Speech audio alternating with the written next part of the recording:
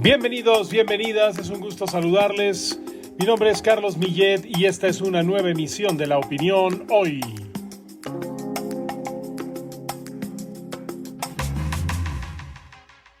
El crimen de 3 surfistas extranjeros en playas de Ensenada, México, sigue arrojando nuevos y macabros datos.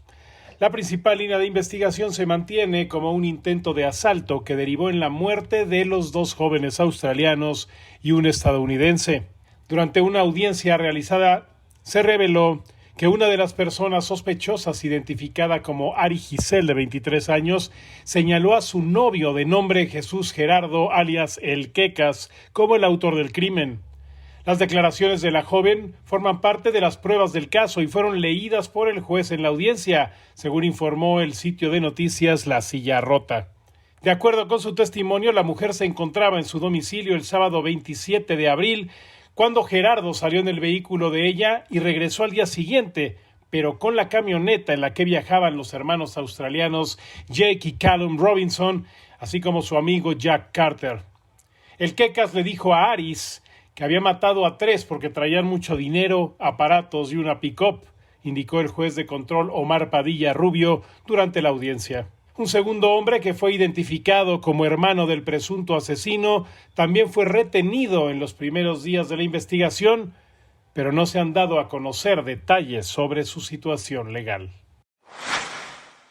Estás escuchando La Opinión Hoy, un podcast que hacemos los periodistas de La Opinión cada mañana de lunes a viernes. Si te gusta, suscríbete por favor en tu servicio favorito de podcast. ¿Cómo están? Mi nombre es Enrique Hernández. Como es costumbre, los viernes tenemos una cita con Rafael Cores, quien nos presenta las mejores recomendaciones en estrenos para cines y plataformas digitales en pantallas. Hola Rafa, bienvenido.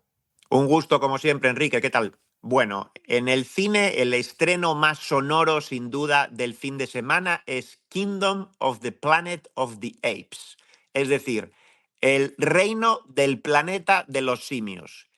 Es la 10ª entrega de esta saga del planeta de los simios que arrancó en 1968, o sea, esos son ¿cuántos? 56 años ya, y la 4ª de lo que se considera la nueva época, que arrancó a principios de este siglo. No sé si recuerdan, en 2017 se estrenó War for the Planet of the Apes, que era como el cierre de la trilogía moderna, y esta en realidad no es que sea una secuela de esa película, sino que es como el comienzo de una nueva trilogía, o al menos así lo están vendiendo. La trama nos sitúa 300 años después del final de la película anterior, en la que había muerto César, no sé si se acuerdan, aquel chimpancé que había liderado a los simios porque era más inteligente, y bueno, el mensaje de que tenían que luchar por sus derechos y que tenían también que convivir con los humanos había calado entre los diferentes clanes, y luego en esos 3 siglos, digamos que se habían generado varios clanes de simios, mientras que los humanos, que habían sido afectados por aquel virus que habían ellos mismos intentado inocular en los simios, pues han vuelto a una situación primitiva. Entonces estamos en un mundo en el que los que mandan son los simios y los humanos no pintan nada, básicamente. Entonces, en uno de los clanes está liderado por un gorila autoritario, Proximus César se llama, que además ha tergiversado aquella historia del César de hacía 300 años y está esclavizando al resto de clanes utilizándolos en una búsqueda obsesiva de las antiguas armas de los humanos.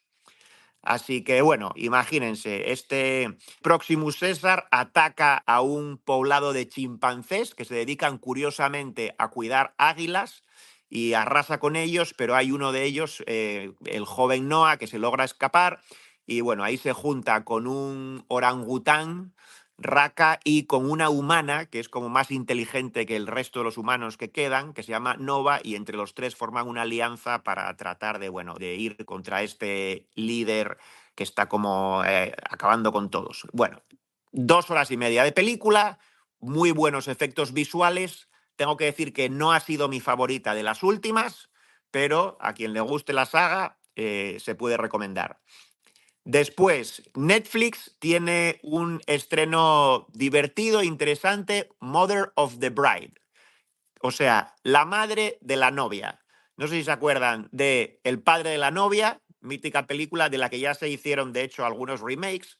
Pues ahora llega en Netflix La madre de la novia, que, bueno, es Lana, interpretada por Brooke Shields, que de repente un día llega su hija de un viaje al extranjero y le trae una noticia bomba. Me caso dentro de un mes en Tailandia. Y no solo esa es la sorpresa, sino que la madre descubre que el prometido de su hija es el hijo de un hombre que a ella le había roto el corazón años atrás. Así Uf. que típico enredo, se imaginan, comedia divertida en la que también está Benjamin Bratt, por cierto. Después, una serie interesante en Apple TV Plus. Se llama Dark Matter, es de ciencia ficción. El protagonista es Joel Edgerton.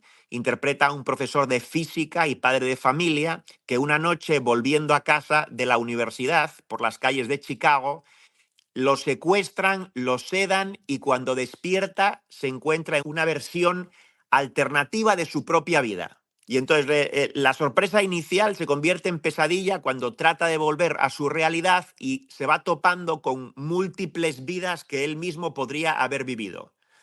Entonces, bueno, volvemos al tema del multiverso, que está muy de moda en los últimos años en muchas películas, pero aquí es una serie de 9 episodios, de los cuales ya se han estrenado los 2 primeros, y tenemos en el elenco también a Jennifer Connelly y a Alicia Braga. Con los 3, con Edgerton, Connelly y Braga, tenemos entrevista que pueden ver en el canal de YouTube de La Opinión. Y en las 2 últimas semanas te había dejado documentales a deber. Dime que por favor ya hiciste tu tarea. Te traigo 2. El primero se llama Poder, y es un documental sobre la historia de la institución de la policía en Estados Unidos. Nos explica los orígenes desde el siglo XVIII, de por qué la policía tiene tanto poder sobre el individuo en este país. Nos habla de cómo la acumulación de dinero, la consolidación del poder político, el apoyo bipartidista fue creando esta institución policial que hoy conocemos en Estados Unidos. Así que es un documental un poco denuncia también, ¿no?, del excesivo poder que tiene a veces y de los abusos que ha cometido la policía en diferentes momentos en este país. Y este documental se estrena hoy en cines, pero se va a estrenar también en Netflix la semana que viene. Y Netflix también tiene un documental interesante que se llama El guardián de las monarcas, que en inglés, si lo buscan, The Guardian of the Monarchs, pero es un documental que originalmente está en español, que cuenta la historia de Homero Gómez, que quién era este hombre, un activista medioambiental mexicano que era el director de una reserva de mariposas monarcas en Michoacán y que fue asesinado precisamente por la labor que hacía de protección específicamente de las monarcas y en general del medio ambiente. Suena fuerte, pero habrá que ponerle atención. Y para no variar, pues nos dejaste excelentes recomendaciones. Muchas gracias, Rafa. Y que tengan todos un muy buen fin de semana. Igualmente, escucharon a Rafael Cores aquí en La Opinión hoy. Hola, ¿qué tal? Mi nombre es Brenda García y es un gusto saludarles en este Pulgar Arriba. Hoy les cuento que un equipo de investigadores desarrolla una vacuna que podría ser capaz de combatir la resistencia a los antibióticos, un problema que cada vez va cobrando más fuerza. Impulsados por el uso excesivo de antimicrobianos, los patógenos están acumulando rápidamente resistencias a tratamientos que alguna vez tuvieron éxito.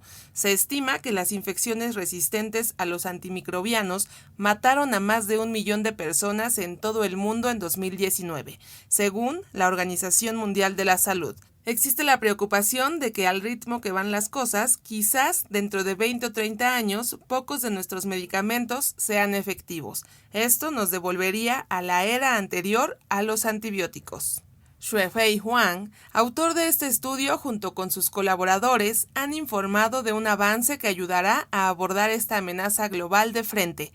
Específicamente, el equipo ha creado una vacuna candidata prometedora para bacterias resistentes a los antibióticos. Para desarrollar una vacuna, los investigadores deben identificar un antígeno eficaz. Se trata de una sustancia o molécula que el cuerpo señala como extraña, lo que ayuda a desencadenar una respuesta inmunitaria y la creación de anticuerpos que combatirán futuras infecciones. Si bien la mayoría de las vacunas se basan en antígenos proteicos, Huang es un experto en la química y biología de los carbohidratos. Estos son compuestos químicos formados por sacáridos o azúcares. El desarrollo de carbohidratos para utilizarlos como antígenos en vacunas presenta sus propios desafíos y ventajas únicos. Si los investigadores pueden desarrollar un antígeno que sea compartido por muchas o todas las bacterias, la cobertura de vacunación mejoraría enormemente, lo que representaría un gran logro para la medicina. Pero desde ahora, con mucho optimismo, le damos un pulgar arriba a Xuefei Huang y equipo de colaboradores. Muchas gracias por acompañarnos. Recuerden regalarnos un like y suscribirse a La Opinión Hoy en su plataforma favorita. Mi nombre es Enrique Hernández. Nos dará mucho gusto saludarles en nuestra próxima emisión. Este podcast es una producción de La Opinión, presentada por Diana Gutiérrez, Carlos Millet y Enrique Hernández. Diseño sonoro de Brenda García. Rafael Cores es el productor ejecutivo.